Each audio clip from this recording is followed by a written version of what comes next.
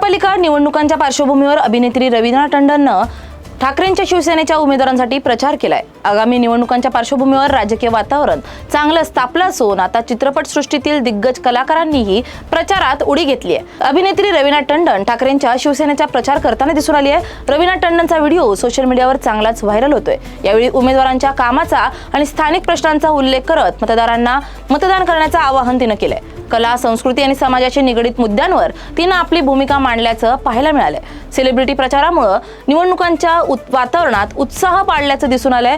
मुंबईतील एका महत्त्वाच्या मतदारसंघात आयोजित करण्यात आलेल्या रोड शो मध्ये रवीना टंडननं सहभाग घेतलाय। यावेळी त्यांना पाहण्यासाठी चाहत्यांनी आणि शिवसैनिकांनी मोठी गर्दी केली होती।